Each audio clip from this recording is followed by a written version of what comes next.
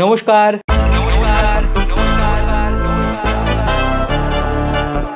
আপনাদের সবাইকে জানাই প্রাইড মান্থের অনেক অনেক শুভেচ্ছা।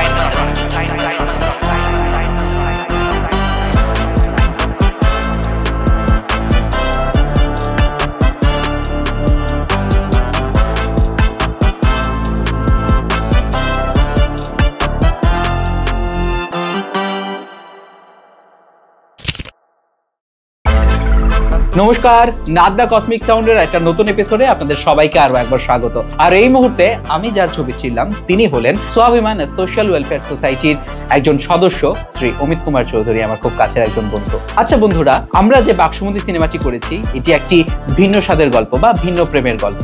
আপনারা অনেকেই হয়তো সোশ্যাল মিডিয়াতে যখন দেখেন দুটি ছেলে অথবা দুটি মেয়ের মধ্যে প্রেম হচ্ছে, আপনাদের সবার মনে প্রথম একটা প্রশ্ন আসে, কে কাকে দেয়? আজকে সেই প্রশ্নের উত্তর নিয়ে আমরা এই পডকাস্টে আলোচনা করব। এরকম অনেক ছেলেরা আছে এক্সপেরিমেন্টেশন করতে গিয়ে অনেক ছেলেদের সাথে করছে, কিন্তু তাদের কোনো ইন্টারেস্ট নেই ছেলেদের প্রতি। এবং তুমি দেখবে অমিতদা যে এরকম অনেক ধরনের খবর কিন্তু ভীষণ ভাইরাল হয়, একটি ছেলের রেপ করা হয়েছে, কাকু মামা এই করেছে সেই করেছে, এখানে হাত দিয়েছে ওখানে হাত দিয়েছে, চেষ্টা করেছে কিছু করার ফিজিক্যাল, এবং সেই বিষয়গুলো তুমি বাড়ির লোকদের সামনে এক্সপ্রেসও করতে পারবে না। হয়তো তাদের রিঅ্যাকশন কি হবে এটা একটা মাথায় থাকে যে ওরা কি আদৌ আমার কথা বিশ্বাস করবে। একটা ছেলে একটা স্ট্রেট সো কল স্ট্রেট আমায় বলেছে আমার তো মেয়েদেরই পছন্দ, তবে ছেলেদের যদি মাঝে মাঝে যদি পেছনটা পাওয়া যায় অসুবিধা কি আছে? মেয়েদেরও তো মাঝে মাঝে পেছনটা ইউজ করা হয়। এই যে স্ট্রেট কমিউনিটি আমরা যারা বলি, এদের একটা খুব প্রশ্ন থাকে এরকম মনের মধ্যে যে একটা সমকামী ছেলে বা গে ছেলে যদি তাদের সামনে থাকে, তাদের একটা ভয় মনের মধ্যে কাজ করতে থাকে যে এ বোধহয় আমাকে দেবে, এর থেকে আমার পেছনটা আমাকে বাঁচিয়ে রাখতে লাগবে। নমস্কার, নাদ দ্য কসমিক সাউন্ডের আরেকটা নতুন এপিসোডে আপনাদের সবাইকে আরো একবার স্বাগত।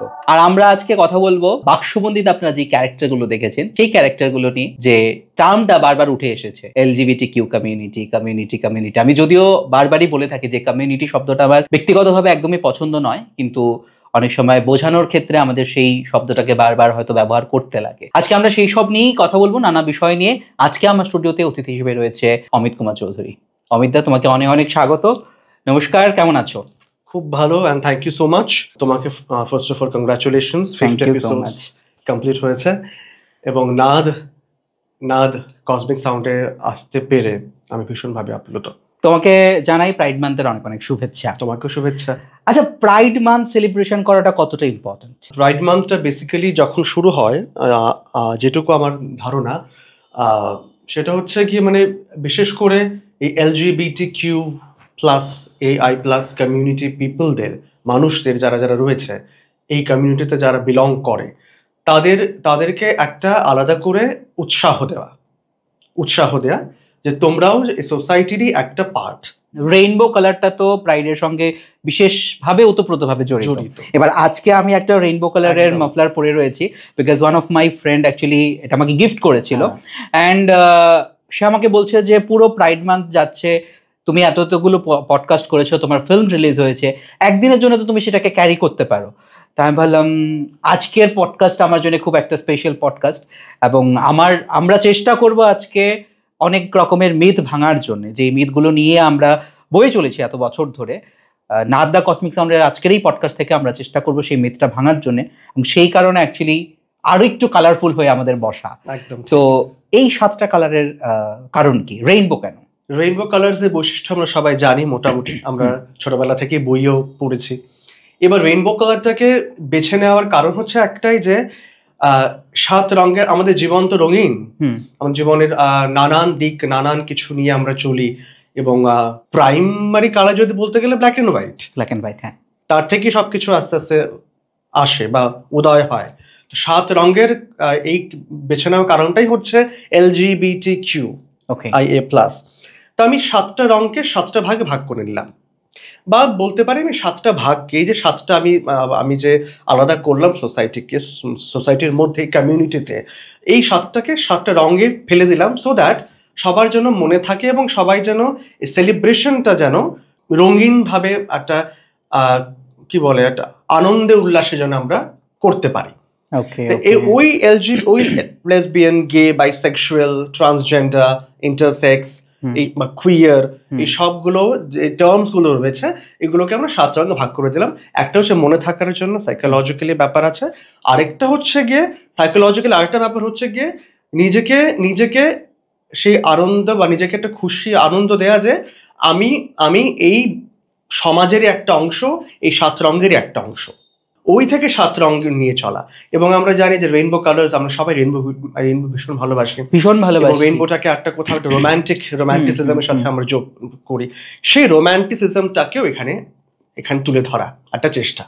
আমরা অনেকদিন আগে একজন মনোবিদের সঙ্গে কথা বলছিলাম, এবং কথা বলার প্রসঙ্গে উনি যেভাবে বলেছেন আগে, আমার এত ভালো লেগেছে এক্সাম্পলটা, যে প্রচন্ড ঝড় বৃষ্টি বা ধরো ওই রকম একটা মুহূর্তে, রেইনবো কিন্তু সবসময় তুমি আকাশে দেখতে পাবে না, একটা পার্টিকুলার একটা মুহূর্তে থাকে যখন ওই রোদ মেঘ বৃষ্টি ওইরকম একটা মাহল তৈরি হচ্ছে, ঠিক তখনই তুমি রেইনবোটা দেখতে পাবে। এবার বলা যায় যে এই যে কমিউনিটি থেকে যারা রয়েছে, ওদের জীবনের ঝড়ঝাপটাগুলো ঠিক ওরকম ভাবেই থাকে, ওরা কিন্তু সবসময় নিজেকে প্রকাশ করতে পারে না। তো সেই কারণেই রেইনবোটা এরকম সিম্বলাইজ করা যে ওরা খুব রেয়ার, এবং ওরা প্রত্যেকটা মানুষই বিভিন্ন রেয়ার কোয়ালিটিতে কিন্তু মানে রয়েছে।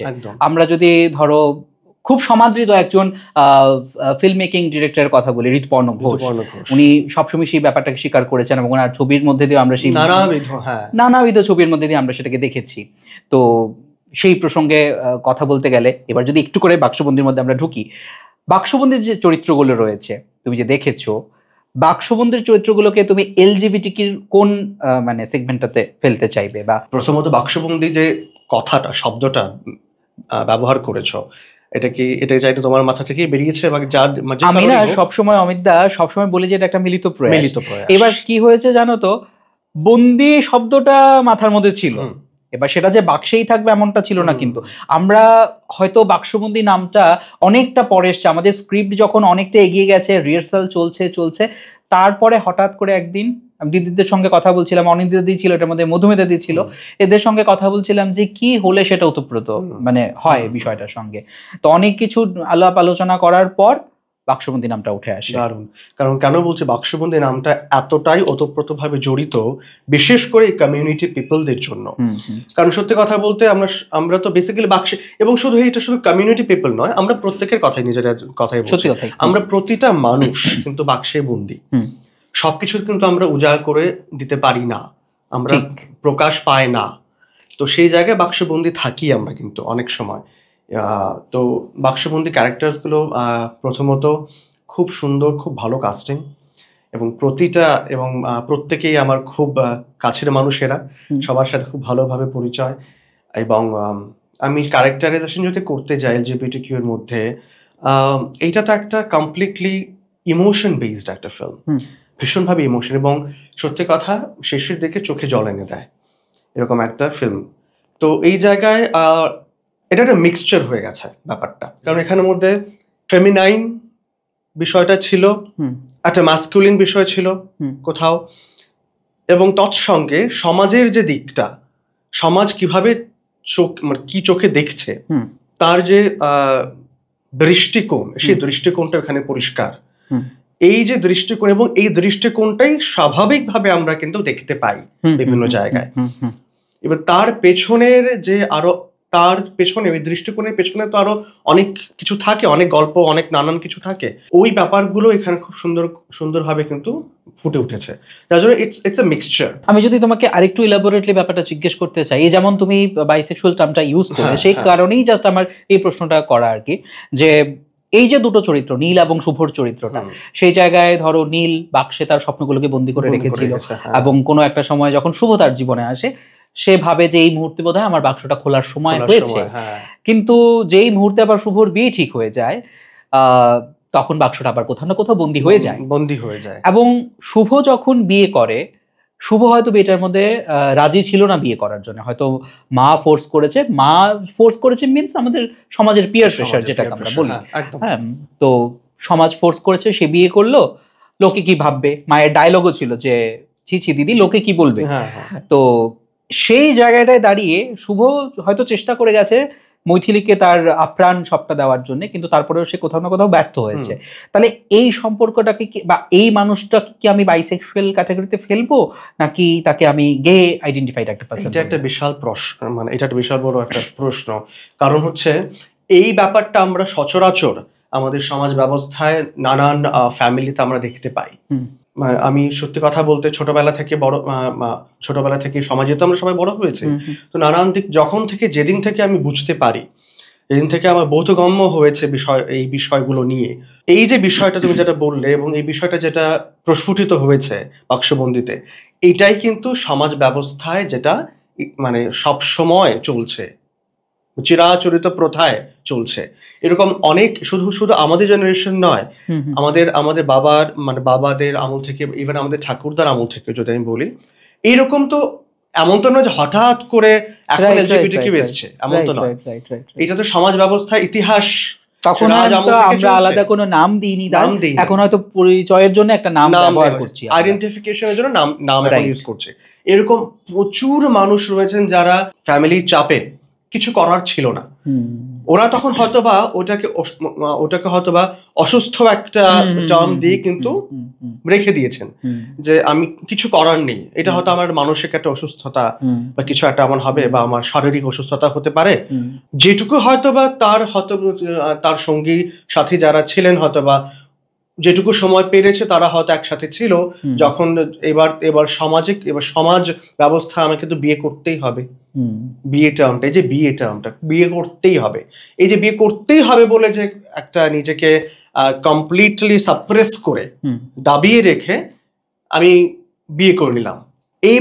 এইবার এই জায়গায় এরকম প্রশ্ন অনেক আমি শুনেছি বা পেয়েছি, যে যদি গে হয়ে থাকে, বা যদি হোমোসেক্সুয়াল হয়ে থাকে, তা তো ছেলের প্রতি ছেলেরই একটা থাকবে, তার কি করে বাচ্চা হয়?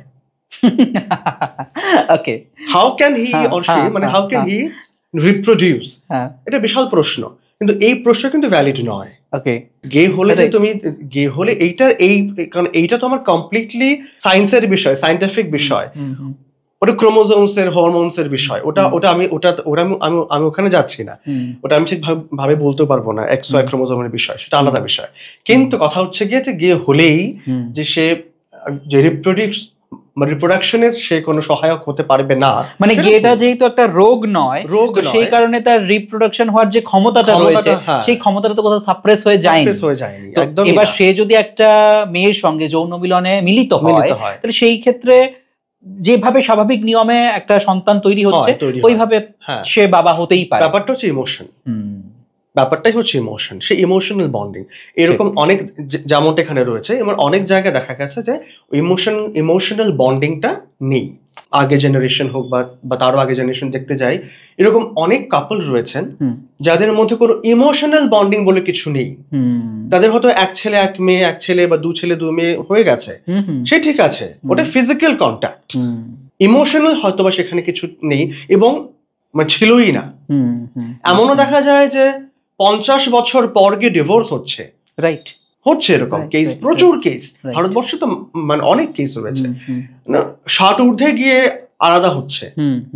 এই যে বিষয়গুলো, এই বিষয়গুলো তুমি কি বলবে, তুমি কি টার্মস দেবে? এক্স্যাক্টলি, শুনে আমরা অবাক হয়ে যাই। 50 বছর পরে গিয়ে, তাহলে এই যে 50 বছর ধরে সে কি নিয়ে সম্পর্কটাকে কি নিয়ে গেছে, কি নিয়ে করলো, কোনো ইমোশনস তো তাহলে ছিলই না। ছেলে হয়তো বাইরে পড়ছে, চাকরি করছে, সব ঠিক আছে, কিন্তু এই দুটো মানুষের মধ্যে কোনো রকম ইমোশনাল বন্ডিংই নেই, তো তারা তাহলে কিভাবে বেঁচেছে এতটা বছর?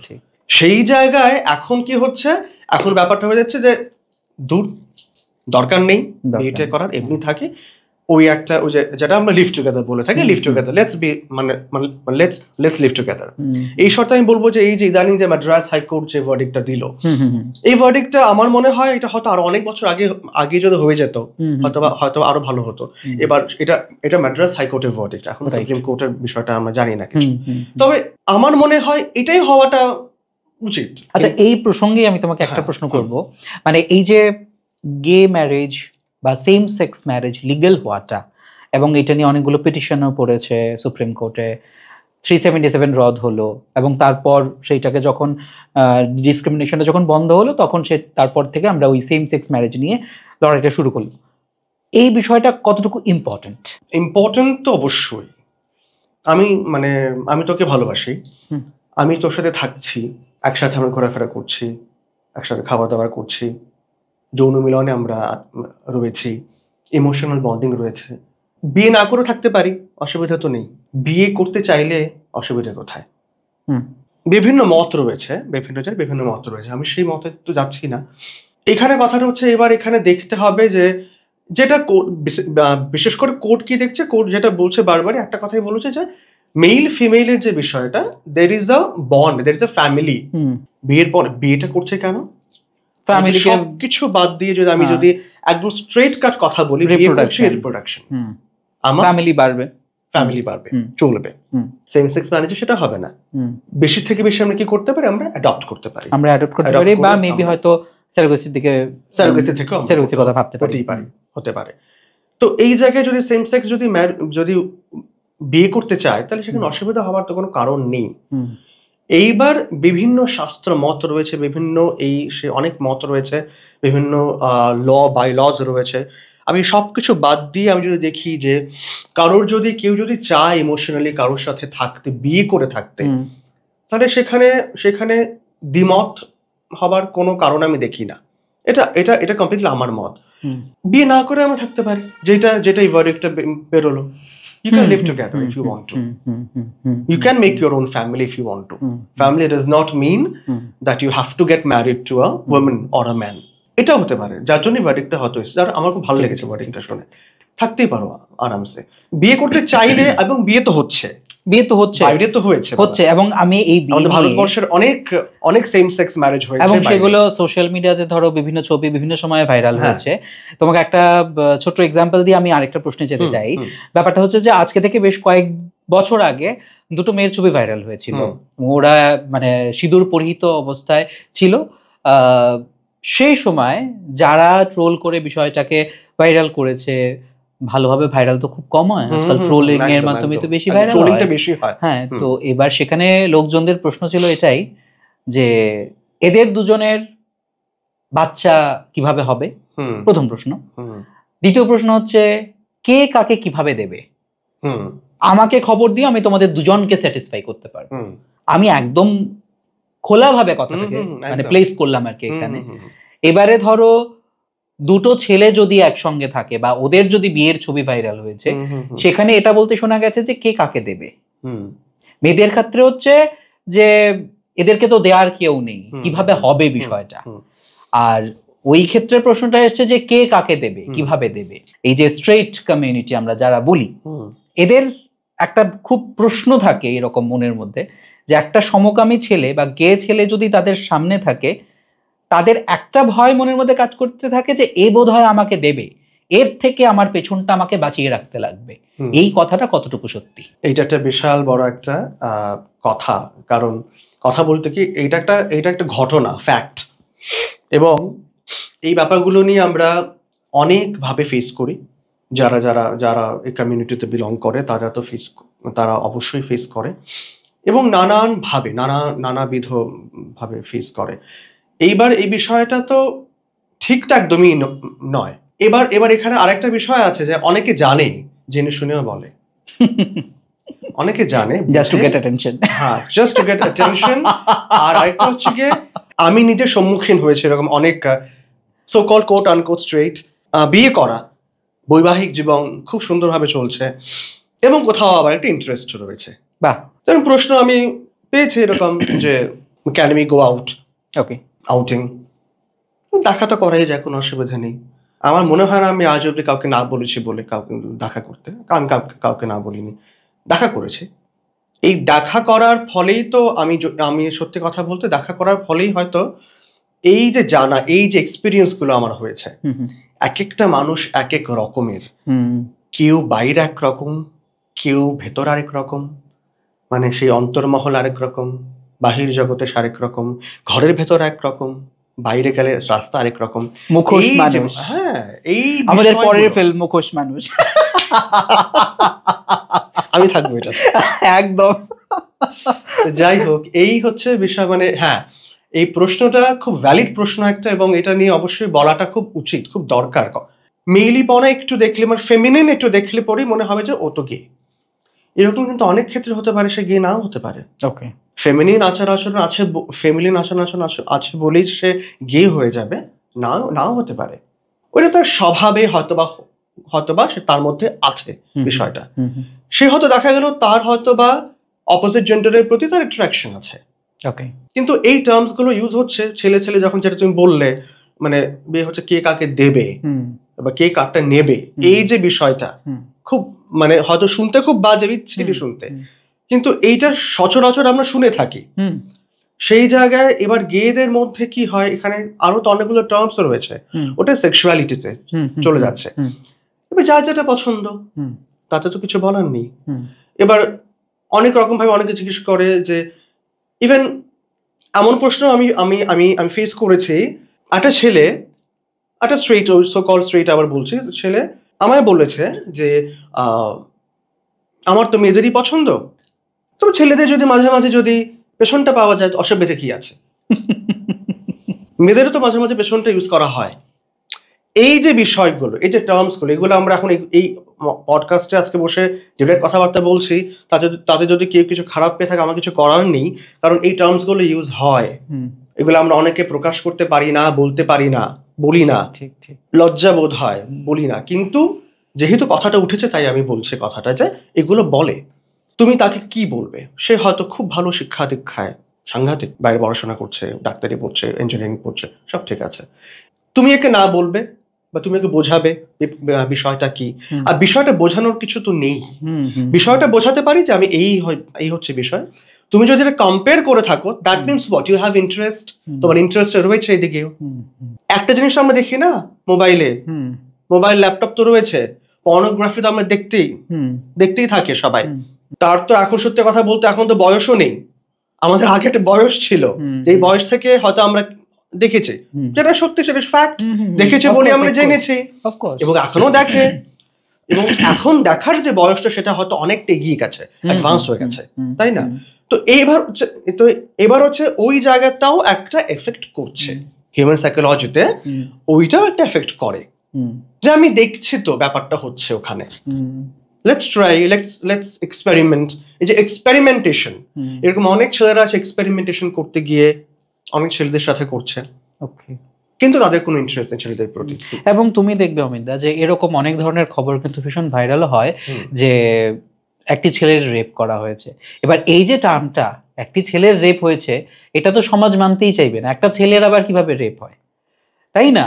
এবং সেগুলো নিয়ে আমরা কোনো ক্যান্ডেল মার্চও করি না, এবং সেই ধরনের কেসে হয়তো এমন অনেক ঘটনা উঠে এসেছে যেখানে ছেলেটি মারা গেছে, হয়তো তাকে নদীতে ভাসিয়ে দেওয়া হয়েছে, পরে প্রমাণ মেলেছে। তো এবার সেই জায়গাটায় যখন আমরা দাঁড়াই, আমরা কিন্তু কখনো কোনো একটা ছেলের জন্য ক্যান্ডেল মার্চ করতে দেখিনি, বা তার হয়ে কথা বলার জন্য সমাজের আর দুটো মানুষকে দেখিনি, বরং ওই ধরনের পোস্টে এসেও লোকজন হাহা ইমোজি দিয়ে যায়, এটা বোঝানোর জন্য যে ভাই তোমার পুরুষত্ব কোথায় ছিল, তোমার পুরুষত্বে আরেকজন এসে এরম করে গেছে, তাই না?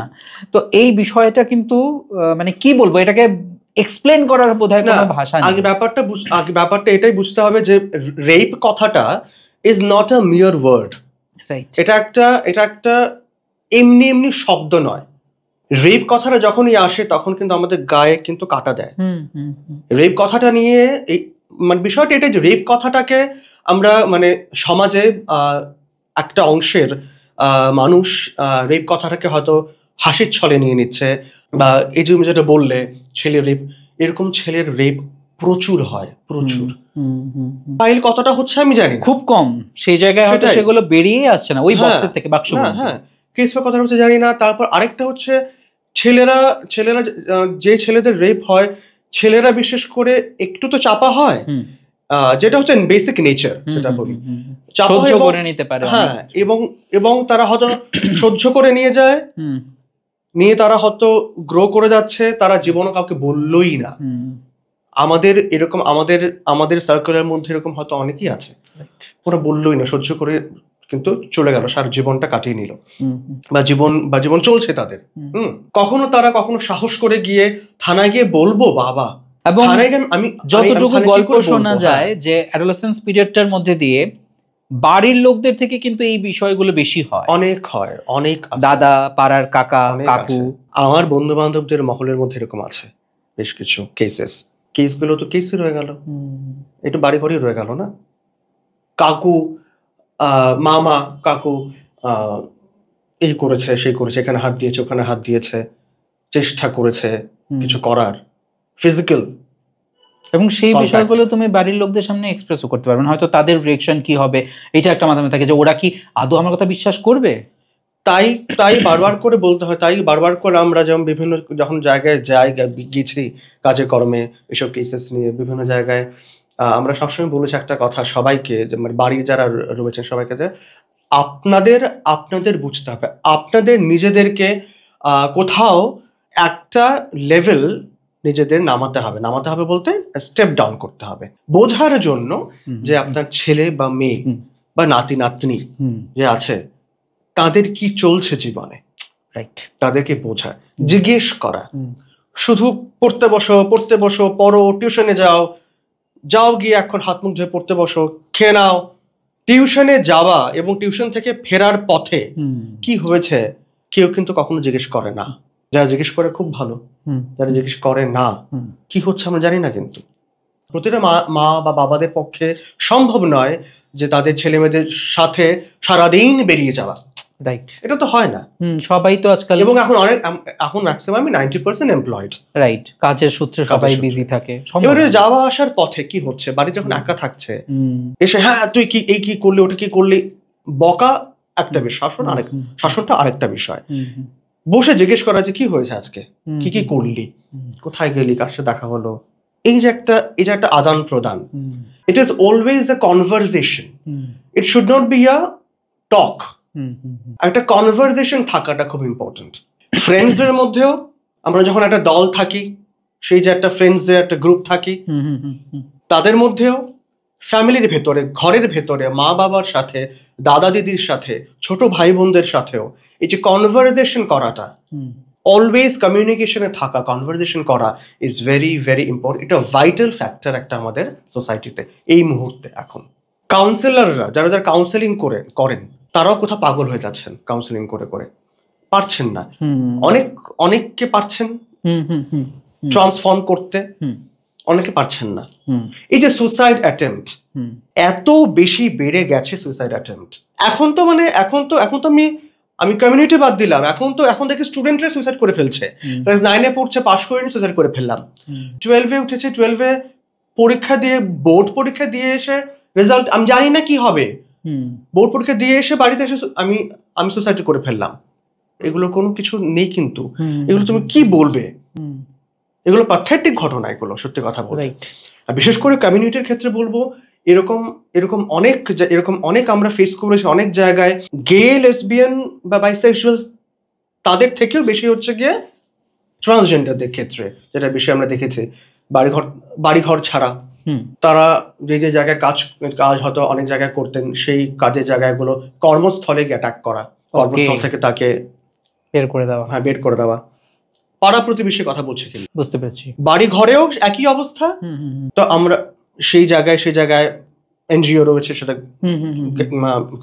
ওখানে গিয়ে তাদেরকে বোঝানো, ক্লাবের কর্তৃপক্ষদের সাথে বসে মিটিং করা, বোঝানো, মা বাবাকে বোঝানো যে আপনাদেরই তো মেয়ে, আপনাদেরই তো ছেলে, সে যেমন হোক যাই হোক, আপনারা কি পারবেন আপনার ছেলে বা মেয়েকে মেরে ফেলতে? পারবেন তো না, তাহলে একটু বোঝার চেষ্টা, কিছুই না, জিজ্ঞেস করা, কথা বলা, যে কি হয়েছে, বুঝতে পারছেন না, আপনারা কথা বলুন, সাহায্য নিন। এরকম সংস্থা রয়েছে, বা কোথায় গিয়ে আমরা কি কথা বলতে পারি, তাদের সাথে কথা বলুন, জিজ্ঞেস করুন। তাদের যে বন্ধু বান্ধব, তাদেরকে ডাকুন, তাদের সাথে কথা বলুন। এই যে বিষয়টা, এই যে কনভারসেশন বিষয়টা, এই করতে করতে করতে এখন গিয়ে অনেকটাই, মানে জানি না কতটুকু ভেতরে কি হচ্ছে, সবকিছু সবসময় খবর রাখা সম্ভব নয়। যখনই খবর আসে আমরা চেষ্টা করি সেটাকে নিয়ে সলভ করা, বসে কথা বলা, যেভাবে আমরা পারি চেষ্টা করতে। এবার হচ্ছে মানে এই যে আমি বিষয়টা বললাম, তার ঠিক আগের বিষয়টা, এই যে একটা সমাজের যে সাইকোলজি বিষয়টা, এই সাইকোলজিটা তো মারাত্মক সাইকোলজি। কাউন্সেলিং করে করে করে করে করে করে জিনিসটাকে আস্তে আস্তে একটা জায়গায় নিয়ে আসে, তাকে ট্রান্সফর্ম করা।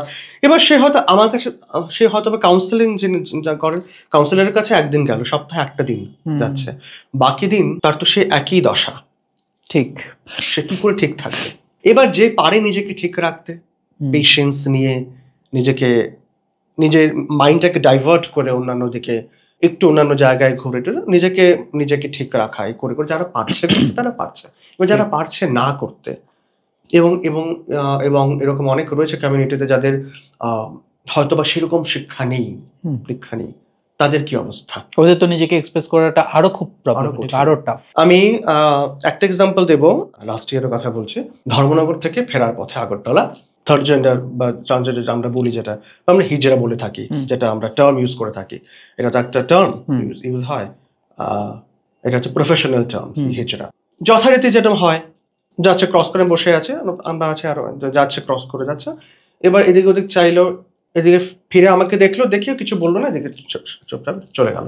ওখানে গিয়ে কোনায় গিয়ে একটু দূরে গিয়ে দাঁড়িয়ে আমাকে শুধু দেখছে। আমি বুঝতে পেরে গেছি যে আমাকে সে চেনে, আচ্ছা, আমার ছবি টবি দেখেছে বা বিভিন্ন কাজে কর্মে যাই জেনেছে, এবং আমাদেরকে একটা মুচকে একটা হাসি দিল। আচ্ছা, সত্যি কথা বলতে খুব সুন্দর একটা, মানে তার যে তার যে একটা গেট আপ, হ্যাঁ কমপ্লিট, খুব সুন্দর শাড়ি টাড়ি পরে পিন আপ করে, যেরকম একটা থাকে একটা মেয়ে যেরকম একটা সুন্দরভাবে শাড়ি পরে যেমন হয়, পিন আপ করে পরলে এরকমই আর কি। আমি নাকি ডাকলাম, এলো, সঙ্গে সঙ্গে চলে এলো, এসে এখানে বসলো, হাতে মামা পায়ের মধ্যে হাত দিয়ে বসলো। তো বসে জিজ্ঞেস, দাদা কেমন আছেন? আমি বলছি, আমি খুব ভালো আছি। তেমন, তুমি কেমন আছো? ভালো। তোমার নাম কি? সিনহা, সাম সিনহা ছিল। আমি বললাম, তুমি, আমি কিছু বলার আগে বলছে, আমি কিন্তু বাংলায় এমএ। আচ্ছা, বাংলা এমএ তো কোথায় করেছো? বলছি ইউনিভার্সিটিতে করেছে। বলছি বেশ, তুমি বাংলা এমএ করেছো, তোমার তোমার বাড়ি কোথায়? তো বাড়ি কোথায় জিজ্ঞেস করতে ও দেখি একটু চোখটা ছলছল করছে, তো বলছে বাড়ি ঘর নেই। আবার ইংলিশও একটু একটু করে বলছে, ইংরেজি বলছে, বেশ ভালো লাগছে শুনতে আমার। বোঝা যাচ্ছে, মানে বোঝা গেছে পরিষ্কার যে তার মধ্যে শিক্ষা বলার জিনিস রয়েছে। এইবার জিজ্ঞেস করলাম যে মানে কি হয়েছে, আমি একটু প্যাট করলাম, কি হয়েছে বলো। না, বাড়ি ঘরের কথা জিজ্ঞেস করবেন না, বাড়ি ঘর তো নেই, বাবা তো আমাকে বার করে দিয়েছে।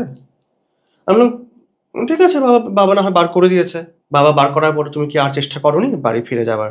বলছে হ্যাঁ, চেষ্টা করেছে। বাবা শেষ পর্যন্ত একটা দা নিয়ে বলেছে, আমি নিজে গলায় কেটে নেবো, তুই যদি আর একবার আসিস। তো আমি কেটে চাইমু কো না দাদা। আমি বললাম, তাহলে এখন তুমি কি করো? আমি তো 2-1টা টিউশনস করতাম, তারাও যখন জানছে আমার ব্যাপারে, তারা সবাই আমার ইয়ে করে দিচ্ছে, টিউশন থেকে সব বের করে দিচ্ছে। আমার তো কিছু ইনকাম তো করতে লাগবে না, আমি কি করতাম, এখানে তখন চাকরি টাকরি নাই। আমি বললাম, তুমি তোমার কন্ট্যাক্ট নাম্বার সব আমাকে দাও। আমি সঙ্গে সঙ্গে এনজিওতে ফরওয়ার্ড করলাম। তো জিজ্ঞেস করলাম যে তুমি তুমি তুমি কি এইভাবে, তুমি কিভাবে ট্রেনিং সবসময় করো, চলাফেরা করো? বলছে ট্রেনে চলাফেরা করি, কখনো কখনো কখনো কখনো যে শরীর ব্যবসাও করি। আচ্ছা, করতে তো হয়, কিছু তো করার নাই। আমি বললাম, শরীর ব্যবসা করে কত পাও ওটা? কিরকম তো পারি না, আর্নিংটা হয়? তো বলছে এরকম হয়ে যায়, 500 থেকে শুরু হয়, কেউ 500, কেউ 1000। এমনও হয় আমার নিয়ে জায়গায় ঘুরতে 2-3 দিনের লেগা, তো 5,000 টাকাও পাই। হয়ে যায় মানে আমার চললে জায়গা, এই যে আমার চললে জায়গা বিষয়টা, আমার তখন আমার আমার আমার চোখ দিয়ে তো জল মানে চলেই আসছে প্রায়। আমার কিছু করার ছিল না, আমি খুব নিজেকে কন্ট্রোল করে ওকে বললাম যে আমি তোমাকে কিন্তু কল করব, আমার ফোনটা ধরবে, এবং যখন বলবো তখন আগরতলায় আসবে। তোমার তো আগরতলা আসা হয়? হোক, আগরতলা যাওয়া হয়। আর আগরতলা গেলে পরে তো আগরতলা থেকে আমার সবাই তার তাড়ায় দেয়, যারা যারা আছে।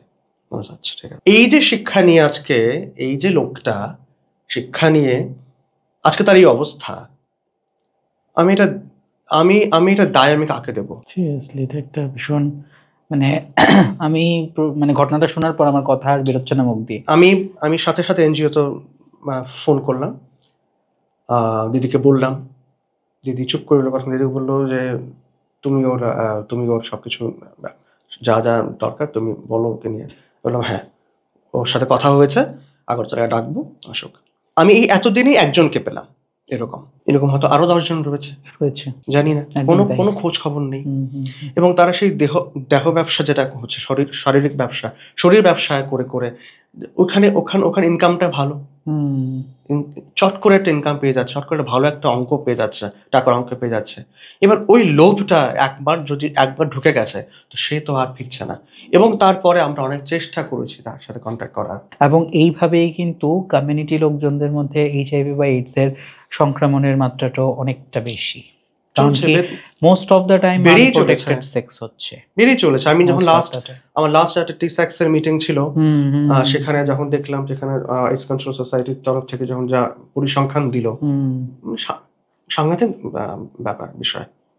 কি করে আটকাবে আমি জানি না। ড্রাগ এডিক্টেড একটা তো হচ্ছে ইনজেকশন করে করে সে তো চলছে, বেড়েই চলেছে সে, বলে লাভ নেই। তো এই যে ঘটনাগুলো, এগুলো তুমি কি ব্যাখ্যা দেবে? এবার আমি তো চেয়েও তাকে আমি কোনো সাহায্য করতে পারলাম না। আচ্ছা অমিতা, একটা কথা বলো, এই যে সে তুমি ব্যবসা কথাটা বললে বলে আমি বললাম, ব্যবসা করছে মানে এখানে একজন খদ্দের রয়েছে যে সেই জিনিসটা কিনছে, সেও তো আমাদের সমাজের অংশ।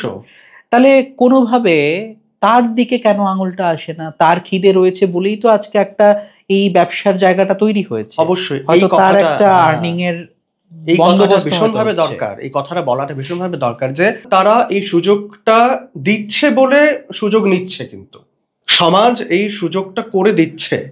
আমি চাইছি তাই আমি পাচ্ছি। তো ওরাই তো আবার সেই সো কল্ড স্ট্রেট, পুরো ঘেটে খাওয়া, পুরো ঘেটে খাওয়া। আমি বলছি তো, আমি তোমাকে মানে এইগুলো নিয়ে যদি আমরা কোনো কথা বলতে বসি, সত্যি কথা আমি জানি না, আরো অনেক এক্সপার্টস রয়েছেন, এক্সপার্ট নই, এক্সপার্ট যারা রয়েছেন তারা আরো ভালো করে হয়তো বুঝিয়ে বলতে পারবে। এবং তাদের কথাও আমি শুনে কথাটা জিস্টেনে বলছি কথাটা, যে তারাও না কনফিউজড, তারা ওই পার্টিকুলার টপিকস নিয়ে কথা হচ্ছে, সেগুলো কথা বলছে, এবং তারাও না কোথাও গিয়ে কথাগুলো হারিয়ে যায় যে কিভাবে আর কি বলবো, ব্যাখ্যাগুলো কিভাবে কি করব। এবার আমি যদি ওই যে বলে যে কি বলে কান টানলে মাথাও চলে আসবে, তো এটা একটা বিশাল ব্যাপার। আমি যদি একটা দিক যদি খোলার চেষ্টা করি, অনেকগুলো রয়েছে তো সমাজে, স্তর রয়েছে, কোথায় গিয়ে সেটা ঠিক আছে। যেমন ড্রাগ অ্যাডিকশন, সত্যি কথা এটা আমরা সবাই জানি, লুকাচুপির কোনো কথা নেই। কোথাও যে আজকে একটা রিক্সা পুলার বেলা সে যারা নিচ্ছে, সে যেখান থেকে নিচ্ছে ওখানেও তো একটা গ্রুপ রয়েছে, তারা তো আরেকটা জায়গা থেকে আনছে, এই করে করে কোথায় যাচ্ছে এটা। এই বিষয়টা তো একই বিষয়। মানে কামিং ব্যাক টু দেয়া নেয়া যে বিষয়টা ছিল, এখানে কিছু টার্মস ইউজ হয়, যেহেতু বসেছি কথা বলছি বিষয়টা নিয়ে, কথাটা আমার মনে হয় পরিষ্কার করে বলাটাই ভালো। তাহলে দর্শক বন্ধুদেরকে আর ওইটা করতে লাগবে না যে কারোর ছবি দেখে খিল্লি করে যে কে দেবে আর কে নেবে, ওই বিষয়টা নিয়ে মানে ওটা চলবে, আলাদা করে ভাবাভাবির কোনো সিস্টেম নেই। আমরা চাইবো ওই যে মিথগুলো থাকে, এই মিথগুলোকে একটুখানি করে মানে আপনাদের দূরে সরাতে আর কি, যাতে করে জিনিসটা বুঝতে পারেন। আর এটা আমার একটা রিকোয়েস্ট থাকবে আর কি, মানে কার বেডরুমে কে কাকে দিচ্ছে নিচ্ছে ওটা নিয়ে আমাদের অত মাথা ঘামানোর দরকার নেই। আপনি আপনার বেডরুমে কাকে দিচ্ছেন নিচ্ছেন ওই পর্যন্ত থাকলেই বোধহয় ভালো, তাও একটুখানি ওই জিনিসটা ক্লিয়ার করা। একদম। ব্যাপার হচ্ছে আমরা মানে গে টার্মস আমরা ইউজ করে থাকি, বিশেষ করে টপ, বটম, ভার্সাটাইল, তিনটেই মেইন টার্ম। টপ টার্মটাকে ইউজ, এবার এগুলো কিন্তু কোনো অফিসিয়াল টার্মস নয়। আচ্ছা, টপ বটম ভার্সাটাইল, হ্যাঁ এগুলো প্রচলিত। আইডেন্টিফিকেশন, গেদের মধ্যে তো আইডেন্টিফিকেশন হয়, কে কি পছন্দ করে, তো ওয়ার্ড ইজ কে পছন্দ করে। মেসেজ, যেমন মেসেজ চলে আসে, তোমার কি পছন্দ, বা হোয়াট ইজ ইউর রোল, না হোয়াট ইজ ইউর রোল, কথাটা ওই রোলটার মধ্যে চলে আসে টপ, বটম, ভার্সাটাইল। তোমার কি রোল? টপ হচ্ছে যারা the once who gives, okay. Bottom হচ্ছে যারা রিসিভ করে। আমি যদি এটাকেও ভাঙি, টপ হচ্ছে যারা মেল, ম্যাসকিউলিন, যারা দিতে পছন্দ করে বা যারা দেয়। বটম হচ্ছে, আমি যদি ভাগ করি জেন্ডার ওয়াইজ, ফেমিনাইন, যারা who can take. Okay, if I divided in that way, যদিও এই ডিভিশনটা ভুল, এটা এরকম কিছু না। ভার্সেটাইল হচ্ছে বোথ ওয়েজ, একটা ছেলে সে যেমন রিসিভও করতে পারে, সে আবার দিতেও পারে। গিভিং অ্যান্ড রিসিভিং বোথ, তার মধ্যে কোয়ালিটি থাকে। ভার্সেটাইল প্রচুর আছে, মানে গে কমিউনিটির মধ্যে প্রচুর আছে এগুলো। আর টপ বটম বিষয়টা ওই হচ্ছে এই যে বিষয়টা। এবার আমি যদি বলি আমি যদি আরো ব্যাখ্যা করবো, আমি যদি আরো ভাঙি ব্যাপারটাকে, স্ট্রেইট যে ছেলেরা, হেটেরোসেক্সুয়াল যারা, they are all top by default they are all top. এবার এখানে আমি একটু মজা ঢোকাই, মানে বিষয়টা খুব সিরিয়াস হচ্ছে। তাহলে বিষয়টা এমন দাঁড়ালো যে যদি কোনো স্ট্রেইট ফ্রেন্ড থাকে এবং তাকে যদি কোনো হোমোসেক্সুয়াল পুরুষ যদি তাকে কিছুর জন্য অ্যাপ্রোচ করে থাকে, এইবার তুমি তার থেকে পেছনটা বাঁচিয়ে রাখবে কিনা সেটা বোঝার জন্য আগে বুঝতে লাগবে যে টপ কি বটম, এই কি বিষয়টা। এবং সেই ক্ষেত্রে বলো তুমি, তোমার হাসিটা মনে হচ্ছে যে তুমি কিছু একটা বলবে। হ্যাঁ, মানে ওই যে বাঁচিয়ে রাখার বিষয়টা, বাঁচিয়ে হয়তো রাখছে রাস্তায়, আচ্ছা কে জানে ঘরে গিয়ে কি করছে, জানি না। বাঁচিয়ে রাখা, আমি আমার পদ বাঁচিয়ে রাখলাম, এই যে বিষয়টা, কথাটা একটা গিয়ে দেখে পড়ে বাবা থাক, দরকার নেই, ওর কাছে যাবো না, কি না কি করে ফেলবে। তোমার যদি এতই ভয় থাকে, এতই যদি বিষয়টা নিয়ে তুমি এত ভাবো, তার মানে তোমার মধ্যে কোথাও না কোথাও ইন্টারেস্ট তাহলে আছে কিছু বিষয়টা নিয়ে। যাদের ইন্টারেস্ট নেই, তুমি গে হও, চাই লেসবিয়ান হও, ট্রান্সজেন্ডার হও, whatever you are, that's your choice. যাদের কোনো ইন্টারেস্ট নেই, তারা তো এই ব্যাপারগুলো দেখবেই না। রাইট। তার তো মানুষটা সারলো, ও আমার ভালো বন্ধু, ব্যাস, বা বন্ধু নয়, ওর সাথে পরিচয় হয়েছে, হাই হ্যালো, শেষ, ডান, ওখানেই ইতি। ঠিক ঠিক। যে মাত্র আমার ইন্টারেস্ট থাকবে তখনই আমি কিন্তু খুঁচিয়ে খুঁচিয়ে জানার চেষ্টা করব। এইটা আমাদের human nature, that's a very very common একটা নেচার আমাদের, হিউম্যান ইনস্টিংক্ট বলা যেতে পারে। আমার ওর প্রতি ইন্টারেস্ট আছে, আমার তোর প্রতি ইন্টারেস্ট আছে বলে আমি জানার চেষ্টা করব। কিরে সিদ্ধার্থ সাহা, কিরে কি করছে, ওরা আজকে আজকে আজকে এই কালারটা কেন পড়লো, এই যে বিষয়গুলো, এগুলো তো হিউম্যান ইনস্টিংক্ট, জানার একটা নেচার। তার মধ্যেই থাকবে যার এই বিষয়টা নিয়ে তার মধ্যে ইন্টারেস্ট আছে। যদি ইন্টারেস্ট থাকে, বাবু তুমি জেনে নাও, জিজ্ঞেস করে নাও, গুগল করো। গুগল তো আজকে সবচেয়ে ইজি, এবং এটাও যদি না করতে পারো, কাউন্সেলিং এর পরামর্শ নাও, এবং মনোবিদের পরামর্শ নাও।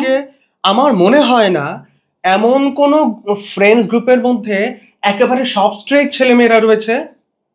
I really doubt, I don't know, but I really doubt হবে না, সেটা পসিবল নয়, বিশেষ করে এখন। কারণ কেন এখন অনেকটা আমরা ওপেন, এখন সমাজে অনেকটা এই কমিউনিটি অনেক কিছু জানি বিষয়গুলো সম্পর্কে। একটা এই বিষয়ে মজার প্রশ্ন আর কি, প্রশ্নটা মজার কিনা জানি না, কিন্তু প্রশ্নটা তো মানে শুনতে দেখি আচ্ছা লোকদেরকে, মানে এই বিষয়টা কি করোনার মতন ছোঁয়াছে, যে তুমি ছুলে পরে বা দেখলে পরে হয়ে গেল কারোর, মানে দেখে দেখে আমি গিয়ে হয়ে গেলাম, ইজ ইট পসিবল? এবার হচ্ছে একটা টার্ম রয়েছে, সুইং করা, যেটা সুইং হওয়া, এটা কিন্তু পসিবল। আচ্ছা, জেন্ডার সুইং যেটা হয়, সুইং হতে পারে, কিন্তু সেক্সুয়ালিটি সুইং হতে পারে কিন্তু। আচ্ছা, আমার আজকে তোমাকে পছন্দ, তোমার সাথে আমার চলছে দীর্ঘ দিন ধরে চলছে, সবকিছু ফিজিক্যাল, মেন্টালি, ইমোশনালি সবকিছু চলছে। হঠাৎ করে হয়তো আমার সুইং হলো, আমার নেচারটা সুইং হয়ে আমি এবার কোনো একটা মেয়ের প্রতি একটা ফিলিং জাগলো। আচ্ছা, হয়তো না হবার কথাই ছিল, কারণ আমাকে সবাই চিনতো গে হিসেবে, আমি তুমি একটা পার্টনার হিসেবে ছিলাম, সুইং করে গেল। ওকে, এইবার এই বিষয়টা বুঝতে মাথা গরম হয়ে যাবে, মাথা তো ফেটেই যাবে প্রায় বলতে গেলে, এটা কি করে সম্ভব? তো এটাও সম্ভব সাইকোলজিক্যালি। ওকে, এটাও হয়, মানে মেডিকেলি, সাইকোলজিক্যালি এটাও সম্ভব। এইবার আরেকটা বিষয় হচ্ছে কি সাইকোলজি, বারবার একটা কথা বলছি সাইকোলজি, কেন বলছি, কারণটা হচ্ছে এই সবটা বিষয় কিন্তু কোথাও না কোথাও কিন্তু আমাদের সাইকোলজিক্যাল বিষয়। যেমনটা আমি বলে থাকি না, যে যেমনটা আমরা যেমন ট্রান্সজেন্ডারদের যখন কথা বলে থাকি, বাই বার্থ আমি মেল, কিন্তু আমি বাই থট প্রসেস, বা আমার চিন্তাধারা, চিন্তন মনন সব দিক থেকে আমি কিন্তু একটা মেয়ে, আমি নিজেকে মেয়ে ভাবি। তোমাকে কিন্তু তখন ট্রান্স উইমেন হিসেবে তোমাকে গ্রহণ করা হতে পারে। আচ্ছা, তুমি যদি চাও সেভাবে গ্রহণ করাতে, তুমি সেটা করাতে পারো। ওকে, এবং প্রসেস তো রয়েছে, ট্রান্সফরমেশন প্রসেস রয়েছে, সেটা আলাদা বিষয়, সেটা তুমি যখন করতে চাইবে করতে পারো। তুমি যদি বলো যে তুমি যদি মানে একদম সাইকোলজিক্যালি তুমি যদি ফিক্স হয়ে যাবে, বলো যে আমি কিন্তু মেয়ে, আমার কিন্তু মেয়ে বলবি, আমাকে তো ছেলে বলে আমাকে সম্বোধন করবি না, তুমি কিন্তু আমাকে মেয়ে বলতে পারো। আচ্ছা, তুমি বলবে কি সেটা পরের বিষয়, বলতে পারো। এবং তুমি যদি কোথাও বাই ল তুমি যদি জোর জবরদস্তি করো সেই জায়গায়, you can even put a complain. Okay, আমার identity, I am a girl, আমি একটা মেয়ে। কি করে তুমি মেয়ে, তুমি এটা প্রশ্ন করতে পারো না। আচ্ছা, এটা ল আর বাই লতে এখন আছে, তুমি প্রশ্ন করতে পারো না, তুমি জানতে চাইতেই পারো, সেটা আলাদা বিষয়, কিন্তু ইউ ক্যানট ফোর্স। ওকে, এবং যারা এই ট্রান্স মেন বা উইমেনরা রয়েছে, তাদেরও এই জায়গাটা শিক্ষা দরকার, তাদেরও ব্যাপারটাকে বোঝানোর ক্ষমতা তাদের থাকতে হবে। আমার এইখানে একটা প্রশ্ন, একটা বেসিক নলেজ আমি হয়তো পড়াশোনা করতে পারিনি সমাজের বিভিন্ন কারণে বা ফ্যামিলির ইস্যুতে, ফাইন্যান্সিয়াল ইস্যুতে পড়াশোনা করতে পারিনি, কিন্তু আমার মধ্যে যদি এই বিষয়টা থেকে থাকে, আমি এটা কি করে বোঝাবো সমাজকে, সেই বিষয়টা তোমার জেনে নেওয়াটা উচিত। কোথা থেকে জানবে? তোমার কাছে এখন দ্বার খোলা আছে, প্রচুর রিসোর্স রয়েছে, মানে Resource কেউ রয়েছে। চাইলে, এটা হচ্ছে তার চাওয়ার উপরে চাওয়ার ডিপেন্ড উপর করছে। depend করছে। তুমি যদি চাও তোমার কাছে নলেজ চলে মানুষ চেনো, একদমই তুমি তাই। সরাসরি যোগাযোগ করো। হুম। তোমার মোবাইল, এখন যদি কি পড়াশোনা না জানলেও অ্যাটলিস্ট মোবাইল খুলে বাংলাটা টাইপ করেও তো জানতে পারছে, রাইট। এখন হয়ে যায়। তো এই শিক্ষাটা তাদের নিজস্ব শিক্ষাটা, এইটা নেওয়াটা খুব দরকার। কারণ এইটা পসিবল নয় প্রতিটা জায়গায় গিয়ে গিয়ে সবাইকে ডেকে এনে ঘরে ঘরে গিয়ে এই শিক্ষাটা দেওয়াটা, বসে ওয়ার্কশপ করা, বোঝানো। হ্যাঁ, আর তার জন্য তো তাহলে রীতিমতো ক্লাস খুলে বসতে লাগবে, চেষ্টা করছে, Regular চলছে। করতে লাগবে। এনজিও সেটা কাজ করে চলছে, ঠিক। এনজিও তার কাজ করে চলছে সারা রাজ্যে। আমি বিশেষ করে ত্রিপুরার কথাই বলছি, সারা রাজ্যে কাজ করে চলছে এনজিও, নানান ভাবে কাজ করে হ্যাঁ, চলছে। তোমরা বিভিন্ন স্কুল কলেজে গিয়েও কলেজে হচ্ছে অ্যাওয়ারনেস এর কাজ করেছো, অ্যাওয়ারনেস প্রোগ্রামস হচ্ছে, কি বল, পুলিশদের নিয়ে, পুলিশ হেডকোয়ার্টার্সে এবং নানান বিষয়ে, হেলথ সেক্টরসে। এবং আমার মনে হয় যে এই জায়গাটায় দাঁড়িয়ে সবচেয়ে প্রথমে তো আমাদের গভর্নমেন্ট অফিসিয়ালস যারা রয়েছে, যারা এয়ারপোর্ট অথরিটি রয়েছে, যারা ট্রান্সপোর্টেশনের সঙ্গে যুক্ত, এই জায়গাগুলোয় আরো বেশি করে সেন্সিটাইজেশন জরুরি। আচ্ছা, এইবার যদি আমি তোমায় একটুখানি জিজ্ঞেস করি যে what is the difference between transgender and hijra? কারণ কি এই বিষয়টা নিয়ে অনেকেরই ইয়ে থাকে, যেমন ধরো একটু আগে যেমন আমরা কথা বলছিলাম, একটি ছেলে যদি একটুখানি মেইলি হয়, তাকে হিজড়ার একটা তকমা লাগিয়ে দেওয়া হয়। এইটা সমাজে, এই বিষয়টা কতটুকু, এবং এটা অনেকদিন ধরে চলছে, এবং এটা এখনো কিছু কিছু ক্ষেত্রে সেটা হয়। এবং এইটা বুঝতে হবে যে hijra is not at all identity নয়, hijra is a professional term. Okay. Hijra আমাদের এশিয়াতে, বিশেষ করে সাউথ ইস্ট এশিয়াতে বিশেষ করে হিজড়া টার্মটা ইউজ হয়। হিজড়া ইজ এ প্রফেশনাল টার্ম। এরকম অনেক ইউরোপে আরেকটা টার্ম রয়েছে, এরকম কিছু টার্মস আছে। ট্রান্সজেন্ডার হচ্ছে ডিফারেন্ট, যেটা বললাম ট্রান্সফরমেশন। আমি বায়োলজিক্যালি ছেলে, কিন্তু আমি নিজেকে মেয়ে ভাবি, মেয়ে মনে করি নিজেকে। সাইকোলজিক্যালি, ইমোশনালি আমি নিজেকে মেয়ে মনে করি। আমি হয়তো বা কয়েকটা বছর পর গিয়ে বা একটা বয়সের পর গিয়ে আমি নিজেকে ট্রান্সফর্ম করে আমি মেয়েতে ট্রান্সফর্ম হব। এইটা হচ্ছে গিয়ে transgender. Trans women, trans men, same ক্ষেত্রে মেয়েদের ক্ষেত্রে বায়োলজিক্যালি মেয়ে, কিন্তু তার গঠন, তার চিন্তাধারা, তার thought process, psychologically, mentally, emotionally সে একটা ছেলে। তার মধ্যে ছেলের সব রকমের একটা কোয়ালিটি রয়েছে, কিন্তু সে বায়োলজিক্যালি মেয়ে। সে কোথাও কখনো গিয়ে সে হয়তো ট্রান্সফর্ম করে ছেলে হবে। এবং আমার যতটুকু মনে হয় যে তাদের এই আইডেন্টিফিকেশনের জন্য হয়তো ট্রান্সফর্ম করানোটা কোনো ম্যান্ডেটরি একটা বিষয় না। মানে কেউ যদি নিজে থেকে ওই রকম ভাবে আইডেন্টিফাইড হয়, তাহলে সে নিজেকে ওই রকম ভাবে দাবি করতেই পারে। যেমন হচ্ছে এরকম কিন্তু অনেক অফিসিয়ালস অনেক জায়গায় রয়েছে, যেটা খুব একটা দুঃখের বিষয়, ভাবলে চিন্তা করলে খুব খারাপ লাগে। এরকম অনেক ট্রান্সম্যান, ট্রান্স উইমেন রয়েছে যারা এখনো ওই মেল ক্যাটাগরি এবং ফিমেল ক্যাটাগরিতে তারা চাকরি করে চলেছে। কারণ কেন? মেল, আমাদের ভারতে এখন মেল, ফিমেল এবং থার্ড জেন্ডার। জেন্ডার তো তিনটে, মেল, ফিমেল এবং থার্ড জেন্ডার। থার্ড জেন্ডারের মধ্যে কিন্তু তারা কিন্তু আসতে পারছে না। ওকে।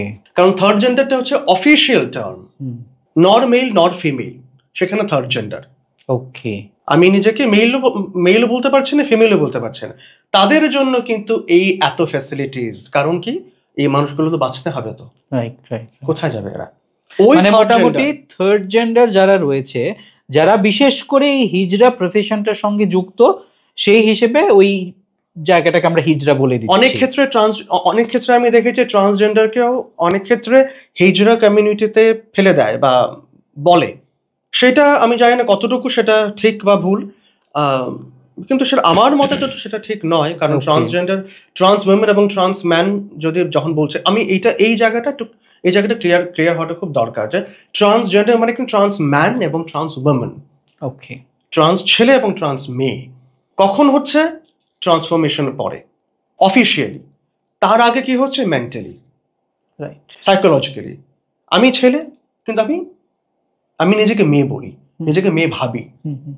আমার আচার আচরণ, আমার স্বভাব, আমার নীল পলিশ পড়তে ভালো লাগছে, নখগুলো একটু বড় বড় রাখতে ভালোবাসি, চুলটা লম্বা করে রাখতে ভালোবাসি। আমি খুব আমি মেয়েদের যা যা পছন্দ, একটা জেনারেলি ফেমিনিন বলতে যা যা পছন্দ আমার এগুলো পছন্দ। আমি হাঁটছি সুন্দরভাবে, আমি নিজেকে সেভাবে মেনটেন করে রাখছি এবং বলছি সেটা জোর গলায় বলছি আমি মেয়ে, আমি ছেলে নই, আমি মেয়ে, আমাকে মেয়ে ভাবো। That means I am a girl. তো সেখানে হচ্ছে কি ট্রান্স ওম্যান, তখন আমি ট্রান্স ওম্যান, আমি ট্রান্স গার্ল। বুঝলাম। তো সেই জায়গায় ছেলের ক্ষেত্রেও সেম। এবং সেখানে তুমি কখনোই ওই থার্ড জেন্ডার আন্ডারে আসছো না, কিংবা ওই হিজড়ার মধ্যে যাচ্ছ না। হিজড়া হয়তো তখনই বলা যায় যদি তুমি সেটাকে অ্যাজ এ প্রফেশন সেটাকে গ্রহণ করো। যেমন ইন্টারসেক্স টার্মটা রয়েছে, ইন্টারসেক্স মানে হচ্ছে আমি মানে মেল এবং ফিমেল বোথ অর্গানস কিন্তু মিক্সচার হতে পারে। আচ্ছা, সেটা হচ্ছে ইন্টারসেক্স। ওকে, এটা ভীষণ একটা সায়েন্টিফিক একটা বিষয়। তো এই ইন্টারসেক্সের বিষয়টা যেটা, সেটাকে কি আমরা তাহলে থার্ড জেন্ডার আন্ডারে ফেলবো, নাকি তাকে কোনো জেন্ডার আন্ডারে ফেলা যাচ্ছে না? ইন্টারসেক্স থার্ড জেন্ডারের আন্ডারে হয়তো পড়তে পারে, ওকে, বা পরে সাধারণত। হিজড়াটা হচ্ছে সেই ওই যে বললাম প্রফেশন তো, এবং এই যে একটা সিস্টেম, তালির যে সিস্টেম, যে তালি দেওয়া সিস্টেমটা রয়েছে, এটা হচ্ছে কি জানান দেয়া আর কি, কিছুই না। ব্যাপারটা জানান দেয়া আমার নিজের আইডেন্টিফিকেশন, আমি বোল্ড। এই যে তালি সিনেমাটা আমরা সবাই দেখেছি, সুস্মিতা সেনের অসাধারণ একটা সিনেমা করেছে। যাই হোক, কিন্তু এই যে তালি দেওয়া সিস্টেম, এটা হচ্ছে আমার মনে হয় সুস্মিতা সেনের থেকেও আমি যাকে বেশি এই জায়গাটায় মনে করার কথা সে হচ্ছে গৌরী সাওয়ান্ত। এবার যে অ্যাকচুয়ালি সেই ব্যাপারটার মধ্যে দিয়ে গেছে, এবং আমরা যখন ওনার ইন্টারভিউ দেখি বা ওনার কথা যখন শুনি, যেহেতু উনি এখন বিভিন্ন জায়গায় বিভিন্ন কর্পোরেট সেক্টরে অ্যাজ এ মোটিভেশনাল স্পিকার উনি যান কথা বলতে বা অ্যাওয়ারনেস ক্রিয়েট করার জন্য, এবং সেখানে উনি এই কথাটা অনেকবারই বলেছেন যে আমি যখন ঢুকি আপনারা তালি বাজাবেন না, বা এই যে আমি একটা কথা বলার পর আমরা সবাই ক্ল্যাপ করছি না, বলে ওটা করবেন না, ওটা করলে না আমার কোথাও অস্বস্তি হয়। এবার কেন অস্বস্তি? আমি তালিটা দিচ্ছি ওই যে তুমি যেটা বললে যে আমার জানান দেওয়া বা সবাই আমার দিকে অ্যাট্রাক্ট করার জন্য, যে এবার আমি কিছু একটা বলবো, আমি হয়তো তোমার কাছে গিয়ে টাকা চাইবো, আমি হয়তো একটা কিছু করব, তুমি আমায় দেখো, তুমি আমার দিকে তাকাও, সেই কারণে তোমাকে ওই তালি করে একটা শব্দ তৈরি করা আর কি। এবার তারপরে ধরো সেখানে এটা যাচ্ছে, আমি এই বিষয়ে তোমাকে আরেকটুখানি এই জিনিসটা কি elaborate একটু জানতে চাইবো। আমাদের বাড়িতে ওই কমিউনিটির লোকরা যখন আসে, ধরো সাহায্যের জন্য হোক বা তাদেরকে রাস্তাঘাটে ট্রামে ট্রেনে দেখা যায় পয়সা তোলার জন্য, এই যে একটা প্রফেশনের সঙ্গে ওরা যুক্ত রয়েছে, এবং তুমি দেখবে যে তোমার বাড়ি ঘরে যখন ধরো কোনো নতুন অতিথি মানে বাচ্চা এলো ঘরে কিংবা কারোর বিয়ে হলো, তখন ওনারা আসে। এইবার এই বিষয়টা, এই যখন জিনিসটা আসে, ওরা একটা হয়তো একটা বিশাল অ্যামাউন্ট দাবি করে বাড়ির লোকজনদের কাছ থেকে, এবং তখন আমরা যেটা হয় আমরা খুব দুর্ছাই করি, কখনো কখনো কখনো কখনো কেউ হয়তো একটা ভয় পায়, অভিশাপ লেগে যাবে, হ্যান হবে ত্যান হবে, আমরা হয়তো কিছু একটা করি। এই বিষয়টা নিয়ে তুমি কি বলবে? ছোটবেলা থেকে যখন, এখন তো অনেক কম, এখন দেখা যায় না, খুবই কম দেখা যায় না এখন, সত্যি কথা বলতে। আর আমাদের ত্রিপুরার বিখ্যাত হচ্ছে চুমকিদি, খুব বিখ্যাত এবং খুব পছন্দের মানুষ একজন। ছোটবেলায় উনি প্রচুর গান গেয়েছেন, ওনার অ্যালবাম বেরিয়েছিল অনেক। ছোটবেলা থেকে তাদের তো দেখছি, মানে তখন তো একটা ভয় স্বাভাবিক, সব যে কোনো ছেলে মেয়েদের ভয়টা কিসের, ওই যে একটা তালি, ওইটার একটা ভয়, বাবা কি এসছে। কিন্তু আমার যতটুকু আমার মনে আছে বা ভিজুয়ালাইজেশন আমি করতে পারি, ভিজুয়ালি আছে আমার মাথায়, সবসময় আমি একটা আদর ভালোবাসা পেয়েছি, জানি না কেন। এবং আমার বাড়িতে মা কখনো ধুচ্ছাই করেননি। সেই যে শিক্ষাটা আমি পেয়েছি, হয়তো ওটাই আমাকে হেল্প করেছে ওই তখন থেকে, ছোটবেলা থেকে যে শিক্ষাটা। এবং শুধু যে হিজড়া কমিউনিটির কথা বলছে তা নয়, যে কোনো ভিখারি ভিক্ষু, এবং তখন আমাদের ছোটবেলার সময় তো অনেক সাধু সন্তরা আসতেন, কোথা থেকে আসতো, মানে ভিক্ষুকরা যাকে বলি, ওরা আসতেন, কখনো কাউকে না করেননি, যেটা পসিবল হয়েছে দিয়েছেন। হ্যাঁ, তবে এরকমও হয়েছে যারা মানে খুব হাট্টা খাট্টা আছে, কিছু এসছেন মহিলারা, মা বলতো যে কাজ করো, কাজ করে খাও, ভিক্ষা না করে কাজ করে খাও। সাধু সন্তরা তো তাদের তো ভিক্ষুক, তাদেরকে বলাই হয় ভিক্ষুক, কাজ করে। ইভেন হিজড়ারা যখন তারা আসতো, মা জিজ্ঞেস করতো, বসে মানে রীতিমতো বসে কথা বলতো, তোমরা এইভাবে না করো, তোমরা কেন কাজ করো না কেন? কাজ কই দিদি, আমরা কাছে কাজ কে দিব, কাজকে দিব। বিকজ এই প্রশ্নটা আমি একবার করেছিলাম কাউকে, এবং উনি এই কথাটাই বলেছেন যে কে কাজ দিব আমাদের, কে কাজ দিব আমরা? তোমার বাড়িতে তোমার একজন মেড সার্ভেন্ট আছে, হয়তো তুমি তাকে কাজে নিযুক্ত করেছো, হ্যাঁ, তুমি তো আমাকে রাখছো না সেই জায়গায়। না, তুমি অফিস কাচারিতে তোমার টয়লেট পরিষ্কার করা, ক্লিনিং করা, হাউস হোল্ড কাজের সঙ্গে যারা যারা যুক্ত, তুমি সেখানে কোনো একটা এই প্রফেশনের লোককে তো রাখতে পারছো না। তাকে তুমি আলাদা করে যে একটা চায়ের দোকান খুলে দেওয়া, কজন যাবে সেখানে চা খেতে? ওদের তো ধারণা সেখান থেকে চা খেলে আমিও ওরকম হয়ে যাবো, বা আমি সমাজে মুখ দেখাবো। একদম একদম, তাদের সাথে কথা বলাই তো মানে আমি শেষ, তাহলে আমি তার সমাজের অংশ নই তাহলে। তো ওরা তো ফোর্সফুলি এই যে শরীরের ব্যবসা বা এই ধরনের কাজের সঙ্গে ওরা ফোর্সফুলি আসতে বাধ্য হচ্ছে, আমরা তাদেরকে বাধ্য করছি আসার জন্য। একদম, সমাজ। আমি যদি বলি যে এটার জন্য কারা দায়ী, তুমি যে একটু আগে বললে আমরাই তো দায়ী, আমরাই তো তাকে। আমি তো সেটাই, আমি আমার ওই যে ট্রেনের ঘটনাটা বলছিলাম, আমি তো রীতিমতো মানে চোখে জল এসেছে, আমি ভাবছি ব্যাপারটা যে এই বিষয়ের জন্য এখন কাকে দায়ী করবো। ঠিক, সমাজ মানে কিন্তু তার মা বাবাও জড়িত সমাজের মধ্যেই, তার মা বাবা তো আলাদা নয় সমাজ থেকে।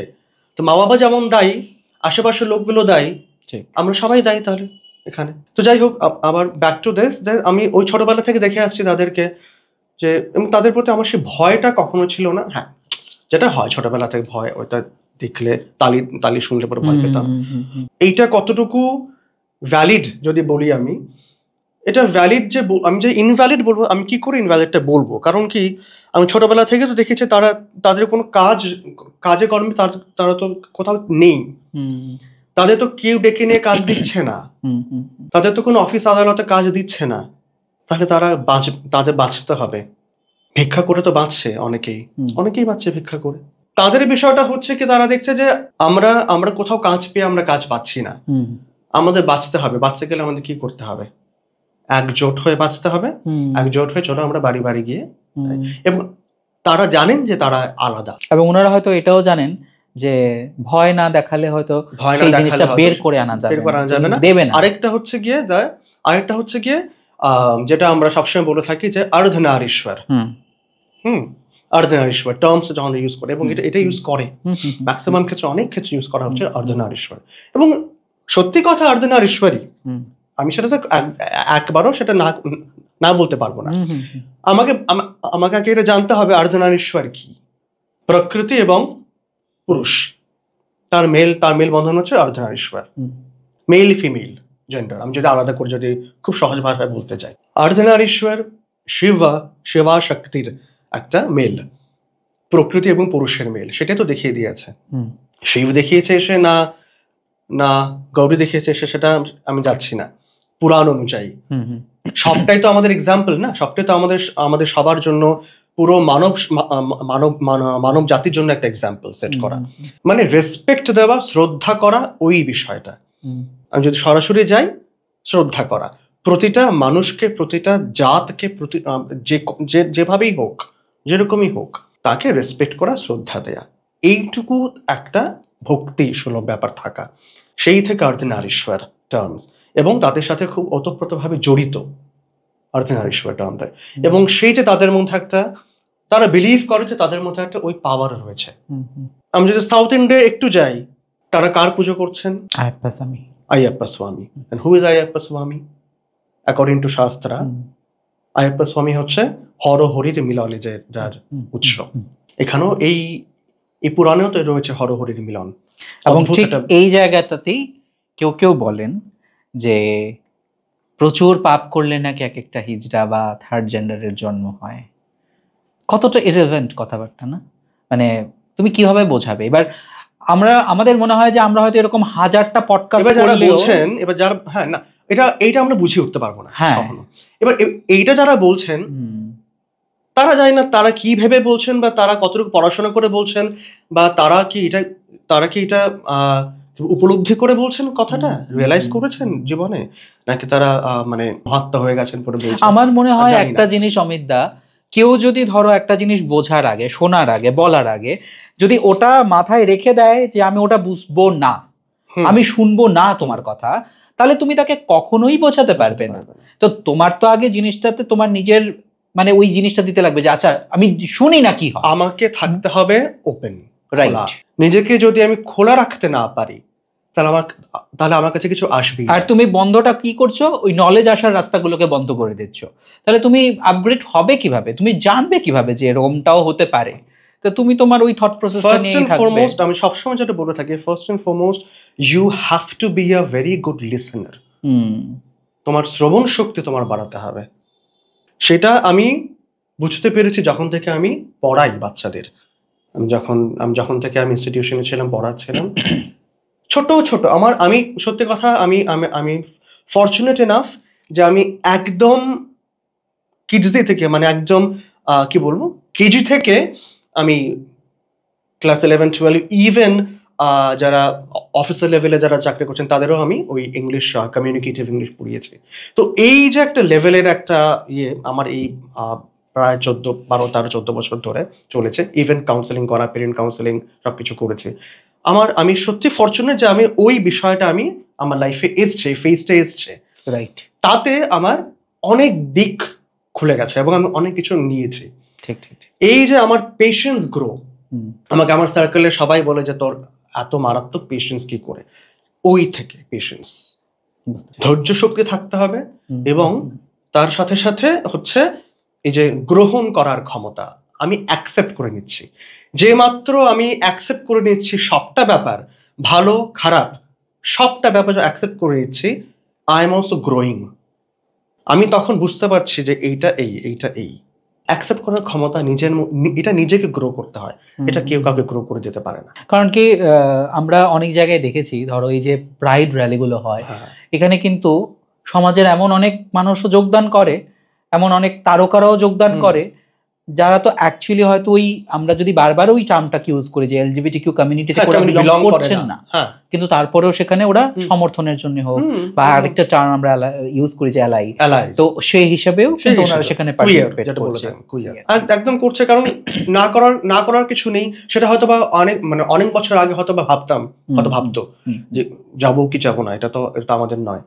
আস্তে আস্তে যেমন বছরের পর বছর পাল্টায়, যোগ পাল্টায়, বলি আমরা মেন্টালিটি পাল্টায়, আমাদের ক্লাইমেট চেঞ্জ হয়ে গেল, ওয়েদার কন্ডিশন চেঞ্জ হয়ে যাচ্ছে, ঋতু চেঞ্জ হয়ে যাচ্ছে, কখন গরম হচ্ছে, কখন গ্রীষ্মকাল, কখন কি বলে কি বর্ষাকাল, কখন যে শীত চলে আসছে, কিছু বুঝতে পারছে না। তো সবটাই তো পাল্টাচ্ছে। তো সেই থেকে আস্তে আস্তে মেন্টালিটি পাল্টাচ্ছে। সেটাকে আমরা বলি না জেনারেশন আফটার জেনারেশন। এখন তো কি জেন জি চলছে বোধহয়। আচ্ছা, যাই হোক, তো এই জেনারেশন আফটার জেনারেশন পাল্টাচ্ছে, তাতে করে এখন সবাই আস্তে আস্তে যোগ দেয়। প্রাইড র্যালিটা এখন শুধুই যে এলজিবিটিকিউ কমিউনিটির মধ্যে সীমাবদ্ধ রয়েছে তা নয়, এখন অনেক ফ্যামিলিজ চলে এসছে। খুব খুব খুব ভালো লাগে দেখতে। আমার এক বোন আছে ইউএসএ তে, আমেরিকাতে। এই 3 দিন আগে ওদের কি বলে আমেরিকায়, নর্থ আমেরিকায় এদের প্রাইড, এদের একটা জোনে এদের কম্পিটিশন, পেইন্টিং কম্পিটিশন হয়েছে। ও কিন্তু অ্যালাই, ও গেছে, পার্টিসিপেট করেছে। ওখানে আবার নাম লিখতে হবে, ওদের আবার একটা ক্লাব আছে, লিটারারি ক্লাব, ড্রামা ক্লাব, এরকম করে ক্লাব আছে। তো ও গিয়ে পেইন্টিং ক্লাবে নাম লিখিয়েছে। ও কিন্তু অ্যালাই, ও কুইয়ার। তো আমাকে ফোন করে বলছে যে দাদা এরকম গেছি, কালকেই আছে এরকম শো, কালকে আমরা প্রাইডে যাবো সবাই মিলে। আমি বলছি ওয়ান্ডারফুল, যা। ও ভীষণ সাপোর্টিভ, ও হচ্ছে একদম ইন জেনারেল যেমন হয় আর কি। গেছে, তো আমাকে জানিয়েছে গতকাল ফোন করে যে এরকম আমি গেছি, এরকম। বিশ্বাস করবে না, ওখানে শুধু যে আমি তো ভেবেছিলাম বলতে শুধু এরাই থাকবে, কিন্তু না, এদের বন্ধু বান্ধবরা, স্কুল মেটসরা, কলেজ মেটসরা, ইউনিভার্সিটি কলেজের টিচার্সরা সবাই মিলে একসাথে হাঁটছে, সবাই ফ্ল্যাগ হোল্ড করে হাঁটছে। সেটা আমেরিকার কথা বলছে। এবং হ্যাঁ, ওটা এখন এখানে হয়, ইন্ডিয়াতে হয়। ফ্যামিলিজ যোগ দিয়েছে বিভিন্নভাবে। আমারও যেমন আমি এখন যেতে পারিনি, আমার যেমন গুয়াহাটি থেকে ইনভিটেশন এসেছিল, লাস্ট ইয়ারও এসেছিল, যেতে পারিনি, সময় হয়নি। তো যাই হোক, কিন্তু এই যে বিষয়টা, সবাই যে যোগদান করার বিষয়টা, প্রাইড একটা র্যালিতে হাঁটবো, that's a celebration. Let's celebrate, আমরা লাইফটাকে সেলিব্রেট করি। আগের একটা বিষয় ছিল যে শুধু এই কমিউনিটি পিপলরা, এখন এটা আস্তে আস্তে ছড়িয়ে বৃহত্তম আকারে ধারণ করেছে, যেখানে সবাই মিলে আসছে। তোমরা তো শুধু লাইফ সেলিব্রেট কেন করবো, আমাদের তো লাইফ আছে। কোনো একটা জায়গায় হয়তো সমাজ তাদের কন্ট্রিবিউশনের পার্টটাকে বুঝতে পারছে যে আই অলসো শুড কন্ট্রিবিউট। তোমাদের যে এই একটা অস্তিত্বের সংগ্রাম এতদিন ধরে চলে আসছে, এবং তারপরে যে এই প্রাইডের বিষয়টা, এটার মধ্যে কোথাও না কোথাও আমারও পূর্ণ সমর্থন রয়েছে, আমিও সেটার মধ্যে কন্ট্রিবিউট করতে চাই। এই বিষয়টা নিয়ে, এই যে প্রাইড মান্থ, এই প্রাইড মান্থে অনেক কর্পোরেট সেক্টরের মধ্যে দেখা যায় যে ওনারা তাদের লোগোর কালার চেঞ্জ করে থাকেন, তাদের পরিবারের মধ্যে, আমি পরিবার বলতে আমি ওয়ার্ক কালচারের মধ্যে যে পরিবার, তার যে এমপ্লয়ি রয়েছে তাদের কথা যদি ধরি, যে তাদের একটা সেফ জায়গা দেওয়ার একটা ব্যাপার বিষয় ওনারা করে থাকেন, সেই বিষয়টা কতটুকু অ্যাকচুয়ালি সেফ প্লেস ক্রিয়েট করে দেওয়া আর কতটুকু লোক দেখানো, কতটুকু ব্যবসা? বোথ। আমি তো কিছু অংশে তো কর্পোরেট সেক্টরে কাজ করে এসেছি, আমি যেটুকু দেখেছি very open nature, very open minded, সব ঠিক আছে, কোনো অসুবিধা নেই তাতে। এখানে বোথ সেক্টর কাজ করছে, একটা স্পেস ক্রিয়েট করা এবং জানান দেয়া যে আমরা কিন্তু ওপেন, উই আর নট, আমরা কিন্তু কাউকে যে মানে তুমি হেট্রেড দিচ্ছি না আমাদের এলজিবিটি কমিউনিটির বলে আমি তোমাকে তুচ্ছাই করছি না। এখন বিষয়টা একদমই নয়, আমরা সবাই মিলে একসাথে আছি। তোমরা যেখানে অনেক এলজিবিটি কমিউনিটি কাজ করছে একসাথে, আমার একই ফ্লোরে গ্রাউন্ড মানে একই ফ্লোরে অপারেশনসে কাজ করছে এরকম আছে, কথায় আমি বুঝেছি। এবং যখন নাইট শিফটে ছিলাম, ভোরবেলা যখন একসাথে বেরিয়েছি, কথা বলেছি, আমি গিয়ে কথা বলেছি, আমার সাথে কথাবার্তা বলছে হ্যাঁ ফ্রম দিস কমিউনিটি। এবং একজন ওখানে ট্রান্সম্যানও ছিল, ট্রান্সম্যান ছিল, তার সাথে কথাবার্তা বললাম, খুব ভালো লাগলো। তো আমি যতদিন কাজ করছি আমি কোনো রকম ভাবেই কোনো ব্যাড সাইড আমি দেখিনি, রাদার আমি গুড সাইড দেখেছি। তবে হ্যাঁ, অফকোর্স একটা তো আছে জানান দেয়া যে আমরা কিন্তু অ্যালাই বা আমরা কুইয়ার, আমরা সাপোর্ট, আমরা কারণ কি এই জায়গায় কোনো না করার কিছু নেই। একটা গে তো গে, সে তো লেসবিয়ান তো লেসবিয়ান, তার সাথে কাজের জায়গায় কি কোনো সম্পর্ক নেই, প্রবলেমটা হয়তো হতে পারে হ্যাঁ ট্রান্সজেন্ডার যদি সেখানে কেউ থাকে, বা যদি কোনো থার্ড জেন্ডারের ওই রকম একটা কর্মসংস্থান হতে পারে, সেই ক্ষেত্রে তার জন্য হয়তো আর একটু বেশি করে জিনিসটাই গুরুত্ব দেওয়া প্রয়োজন, যেটা আমার মনে হয় প্রয়োজন। এবং আমি তো বললাম আমি যেটুকু দেখেছি সেটা কোনো অসুবিধা হচ্ছে না। এখন জানি না পুরো বিষয়টা, আমি তো সেটা, এবং আমার মনে হয় যে এই যে কর্পোরেট সেক্টরের যে নিয়মকানুনগুলো রয়েছে, এমন শুনেছি হ্যারাসও হয়েছে, অনেক ক্ষেত্রে হ্যারাসড হয়েছে, বিশেষ করে ওই যে ট্রান্সজেন্ডার কমিউনিটির বা ধরো গেরা কিছু ক্ষেত্রে হ্যারাসড হয়েছে। তো এরকম কানে যেমন হ্যারাস হচ্ছে কাদের থেকে, যারা মানে কলিগসদের থেকে নয়, আচ্ছা বস থেকে হ্যারাস হয়েছে। ওকে। তো সেই ক্ষেত্রে আবার যেখানে ল রয়েছে সেখানে আবার বাই লতে গিয়েও সেখানে কি বল সলিউশন হয়েছে। কিন্তু হ্যারাস তো হয় একদমই হয় না তা তো নয়, হয়। ছেলেমেয়েরা এমনিতে ছেলেমেয়েরা হ্যারাস হয় বিভিন্ন ক্ষেত্রে, কর্পোরেট সেক্টর অনেক কিছু হয় কোট আনকোট, সেটা আমরা সবাই জানি। তো সেটা নিয়ে কিছু বলার কিছু নেই আলাদা করে। তো সেই জায়গায় তো কমিউনিটি পিপলরা হ্যারাস হবে না একেবারে, তাও তো নয়, একদমই হচ্ছে, নিশ্চয়ই হচ্ছে। কিন্তু সেরকম মানে একেবারে বিরাট একটা কোন ঘটনা না ঘটা অব্দি তো আমরা জানতেও পারি। কিন্তু আমি যত করেছি আমি সেরকম একটা কিছু শুনিনি বা আমি সেটা পাইনি, আমি আমার ইর্দ-গির্দে সেটা পাইনি এখনো। আমরা একদম পডকাস্টের শেষ দিকে চলে এসেছি, অনেক আলোচনা আমরা করলাম। আমি জানি না আমরা কতটুকু সেই মিথগুলোকে ভাঙতে পেরেছি, কিন্তু আমরা তাহলে we can also talk, no problem। বিশেষ করে সেটা আমি অবশ্যই বলবো যে হ্যাঁ, মিথগুলো যে কথাটা বলছে, মিথগুলো ভাঙাটা খুব প্রয়োজন। এবং তৎসঙ্গে এই যে আমি জানি না বা আমি বুঝতে পারছি না এই টার্মস গুলো নিয়ে, আমার LGBTQIA++, এবার প্লাসটা কেন, এটাও একটা ব্যাপার বিষয়। অনেক বল প্লাস কি আরো আসছে, আরো জুড়ে যাচ্ছে, কারণ এমন একটা, কারণ এই যে সেক্সুয়ালিটি এবং জেন্ডার এমন একটা বিষয় যার কোনো কিছু ঠিক নেই, কোনো ফিক্সড কিছু নেই। এই যে বললাম আরেকটা টার্মস আছে, টার্মটা আমি এখন ভুলে যাচ্ছি, টার্মটা যেটা রয়েছে যে আমি সুইং হতে পারি, আমি সাইকোলজিক্যালি সুইং হতে পারি, আমার অ্যাট্রাকশনটা বা আমার যে ধারণাটা সেটা চেঞ্জ হতে পারে। কিন্তু তাহলে যদি চেঞ্জ হয় তখন আমি আবার হয়ে গেলাম আরেকটা প্লাস। ওকে, এবার আরো হয়তো এখন নেক্সট জেনারেশনে কি হবে, তাদের কিরকম ভাবে চিন্তাধারা হবে জানি না, তাদের মধ্যে থেকে কি ধরনের সেক্সুয়ালিটি উঠে আসবে, তাদের মধ্যে কি ক্লাস হতে পারে, সো প্লাস करके रख दो अभी, you can add on, come in, add on, তো asexual, pansexual, demisexual, এবার জেন্ডারের মধ্যে cis gender, hmm hmm transgender আর বাই জেন্ডার, 3টে জেন্ডার আমরা জানি, 3টে জেন্ডার রয়েছে। হুম তো এবার নেক্সট কি আসতে পারে আমরা জানি না, hmm so let it be plus plus, চলতে থাকুক। এবার যদি কারোর, আমার একটাই কথা হচ্ছে যে বিষয়টা যে এগুলো নিয়ে আমি না ভাবি মাঝে মাঝে লাইভে আসবো, লাইভে বসে এমনি কথা বলবো, এটা আর এমনি তো কথা বলা হয় না। যাই হোক, খুব ভালো হয়েছে আজকের এই এপিসোডটায়, অনেক কিছু কথা বেরোলো। আমার একটাই কথা থাকবে, প্রশ্ন নয়, কথা থাকবে যে আপনারা জানবেন, প্রশ্ন করবেন। আমরা চেষ্টা করে থাকি বিভিন্নভাবে কথা বলে জানান দেয়া, বা অনেকের অনেক কনফিউশনটাকে চেষ্টা করি দূর করার, হুম মানে যেটুকু পারি। ইভেন দেখুন, নলেজ তো এইটুকু ব্যাপার নয়, নলেজ তো বিশাল, তার কোনো এন্ড নেই, কোনো শেষ নেই নলেজের। আমরাও শিখতে থাকি এবং বলতে থাকি, it's a process, give and take process, cycle চলতে থাকে, রাইট? চলতে থাকে, এবং আমরা বলি এটা হুইসপারিং প্রসেস।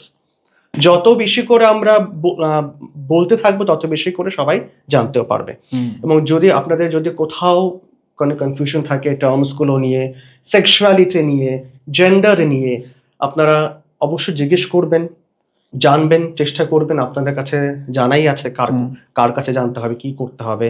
আর তো রয়েছে আমাদের গুগল রয়েছে, চ্যাট জিপিটি এখন চলে এসছে।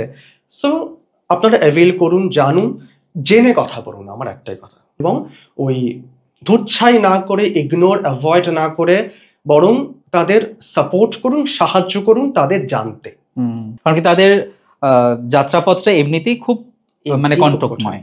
সেই জায়গাটায় আমি যদি নিজে একটু হেল্প করে সেই কাঁটাটাকে যদি দূর করতে পারি, আমার মনে হয় এটাই এই পডকাস্টের সার্থকতা হবে। আমরা চেষ্টা করেছি সমাজের অনেকগুলো মিথ নিয়ে কথা বলতে, সেগুলোকে ভাঙার জন্য। আমি জানি না আমরা কতটুকু কি পেরেছি, আমরা একটা চেষ্টা করেছি, দুজনে মিলে কথা বলে একটা কিছু চেষ্টা করেছি। আপনাদের সবাইকে আবার অনুরোধ করব, যারা এখন পর্যন্ত বাক্সবন্দি দেখেননি, দেখুন দুর্দান্ত একটা ফিল্ম। এবং শুধু এই ফিল্মটাতে এখানে শেষ করলে হবে না, আরো করতে হবে এরকম কাজ, আরো ভালো ভালো স্টোরিজ কাজ করতে হবে। এবং যদি একসাথে মিলে কাজ করতে পারে তাহলে আরো ভালো। মানে ওটা আমার জন্য একটা খুব বড় পাওনা হবে। আমার জন্য পাওনা হবে একদমই তা নয়, একদমই তা নয়। বিকজ বাক্সবন্দি দেখার পর সবাই বলছে যে এর সিকুয়েল চাই বা এর পার্ট 2 চাই। আমার বেশি দূরে যাব না, আমার বৌদি, আমার মা, আমার পিসিমণি, ওরা দেখেছে ছবিটা, এবং দেখার পর একজন হয়তো এই কথাটা বলেছে যে আমরা কখনো জিনিসটাকে এমন ভাবে ভাবতে পারিনি, তোর ছবিটা কোথাও না কোথাও আমাদেরকে ওইভাবে ভাবিয়েছে, আচ্ছা এটাও হতে পারে। এইটা হচ্ছে বিষয়টা, এই যে মেসেজটা গেছে বাক্সবন্দির মাধ্যমে, এই মেসেজটাই তো সমাজে থাকতে হবে। এবং আমার কোথাও মনে হয় যে এই যে বাক্সবন্দি এবং তার মতো এরকম যে LGBTQ নিয়ে স্টোরিজ যেগুলো রয়েছে, আমরা তো হামেশা দেখতেই থাকি ইউটিউবে। আমার মনে হয় এইগুলো না আমাদের সিনেমা হলে আসাটা খুব দরকার। আমাদের লোকাল সিনেমা হলে, যদি আমি জানি না কি করে সেটা সোর্স কি, তবে সিনেমা হলে এই সিনেমাগুলো আসাটা ভীষণভাবে দরকার। শর্ট ফিল্ম হোক না, শর্ট ফিল্ম হলেই যে সিনেমা আসতে পারবো না, আমার মনে হয় এমন কোনো কথা আছে বলে। তবে এইটা আসাটা খুব দরকার, একটা মাস দেখা, পাবলিক বসে দেখলো। মোবাইলে তো আমরা দেখছি, স্টিল টিকিট কেটে, এইটা কেন হবে না? টিকিট কেটে হলে বসে বাক্সবন্দি দেখছি, টিকিট কেটে হলে বসে আমি আরেকটা ফিল্ম দেখছি।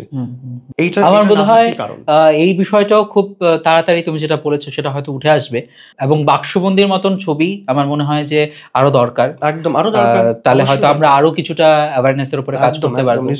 আমার মা যেমন বললেন যে ছবিটা শুরু হলো 20-25 মিনিটের মধ্যে সেটা শেষ হয়ে গেল, মানে আমরা যা ছবিটায় ঢুকলাম, ইমোশন কিন্তু বেরোতে পারলাম না। এইটা আমি বললাম যে হয়তো কোথাও না কোথাও এটাই আমরা ক্রিয়েট করতে চেয়েছি, এবং এইটা থাকাটা খুব দরকার। এই যে তুমি বেরোতে পারোনি সেখান থেকে, এবারে তুমি ভাবো যে কি হলো নীল শুভ মৈথিলীর সঙ্গে, এই যে খিদেটা থাকাটা খুব দরকার, যেটা আমরা রবি ঠাকুরের প্রত্যেকটা ছোট গল্পের মধ্যে দেখে থাকি। এই শেষ হয়ে গেল, ভাবতে থাকি যে আমি তো কি হলো। আমি ছোটবেলা থেকে সেই কাবুলিওয়ালা বিশেষ করে, মা আর কই শেষ তো, কি হলো তারপর? এই যে একটা খিদে, এইটা থাকাটা আমার মনে হয় খুব দরকার, এবং একদমই তাই। এটা থাকুক, এই খিদেটা থাকুক, এই খিদে নিয়ে আপনারা সবাই দেখুন বাক্সবন্দিটা, বারবার বলবো। এবং অবশ্যই যেন এরকম যেন আরো কাজ ভালো করে হয়, আপনারা আশীর্বাদ করুন। একদমই, আপনারা জানাবেন, কারণ কি আপনাদের কমেন্টে আমাদেরকে পরবর্তী কাজের ইন্সপিরেশন দেয়। যারা যারা বাক্সবন্দি দেখেছেন অবশ্যই বাক্সবন্দির লিঙ্ক গুলো আপনাদের বন্ধুদের সঙ্গে শেয়ার করবেন, পরিবারের লোকজনদের সঙ্গে শেয়ার করবেন, পাছে লোকে কি বলুক ভেবেই না হয় শেয়ার করবেন, কোনো অসুবিধে নেই। আর যারা এখনো বাক্সবন্দি দেখেননি প্লিজ বাক্সবন্দিটা দেখুন আর আমাদেরকে জানান কেমন লাগলো। আমরা আজকের পডকাস্ট এখানেই শেষ করব, দেখা হবে আপনাদের সঙ্গে নতুন কোনো একটা পর্বে। সবাই ভালো থাকবেন, সুস্থ থাকবেন, নমস্কার।